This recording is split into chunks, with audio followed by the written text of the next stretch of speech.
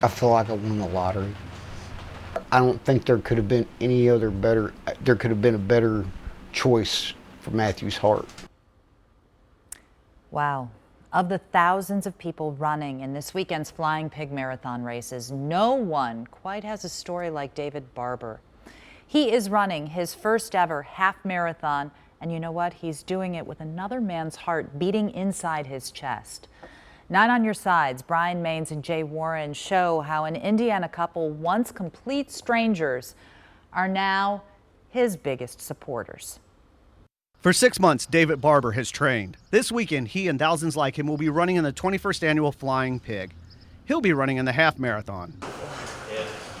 Barber went so far as to get professional coaching. I thought, you know what, this guy, he earns the right to kind of be able to get our support just because of what he's had to go through. That's because unlike the thousands of other runners this weekend, Barber will be running with someone else's heart. So I was diagnosed with congestive heart failure a little over 4 years ago. I was treated with pharmaceuticals for a couple years, but then in the spring of 2017, my condition got a lot worse. At that point in time, I got a left ventricular assist device. Then I was listed for transplant at the University of Kentucky, and last August, I received transplant. It gave him back his life. Feeling as good as I do now, kind of a natural thing that I would get back to being active again. But this priceless gift of a heart meant that someone in the world was grieving the loss of a loved one. Barber wrote the family as soon as he was able. I wanted to send you a note today because today was the first opportunity I had to watch and listen to my donor heart on an echocardiogram.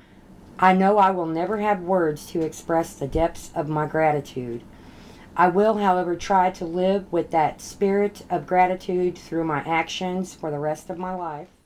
That letter made its way 2.5 hours west to Milltown, Indiana, and the home of Dewey and Christy Bishop. So it's like we're as invested in him as we were our son. Their son was Matt Bishop, a 21-year-old who the Bishops say was caring and giving and who wanted to change the world, but a son who also struggled with mental illness and who ultimately took his own life. This was his final act of kindness. You know, he gave families their loved ones back.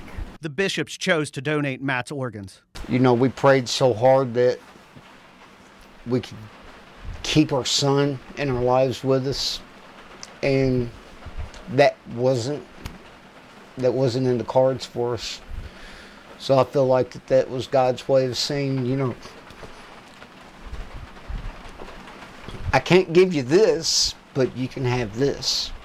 And that was the next best thing. And after the Bishops wrote David back, he tracked them down. Next thing we know, we're getting a friend request from a man in Cincinnati, Ohio, saying, you don't know me, but I think I've got your son's heart. I feel like I won the lottery. I don't think there could have been a better choice for Matthew's heart. Cheered on by the Bishops and everyone who knows him, Barber now wants to raise awareness for organ donation and had one last mission before this weekend's race. For your mohawk, normally I go from like the eyebrow bone up.